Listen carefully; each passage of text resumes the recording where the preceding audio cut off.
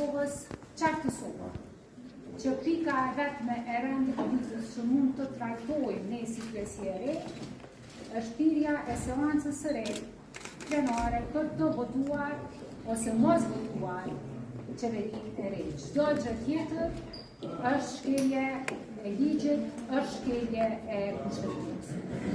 Ne nuk guxojmë të simulojmë normalitet. Kosova nuk është në një situatë normale, sikurse që nuk guxojmë t'ia lejojmë vetës që të mirremi me zgjidhje të jashtme.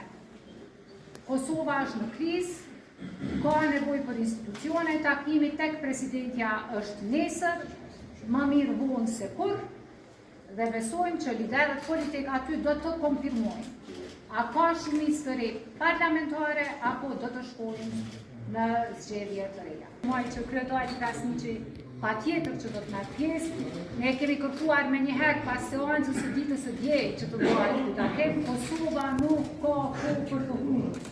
Nuk e kemi as edhe një ditë për të hundur. Është e qartë që nuk ka shumicë të re parlamentare. A prodhojnë ndonjë rezultat kjo mbledhje e parë e kryesisë? Po i miratuan disa pika kështu shumë formale, bulimet shpenzimeve të udhëtimeve, po jo diçka. Komisionet jo do të thotë. Jo, po nuk mund të miratoj komisione. Apo kuptoni çka po na kërkohet?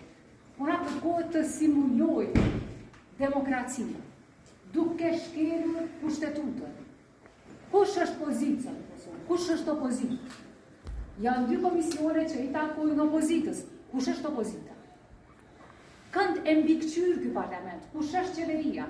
I njëjti njeri që don me ta sjellë buxhetin, është edhe ministër edhe deputet. Po nuk do të lejojmë që me vetdije të shkelet kushtetuta e Republikës së Kosovës.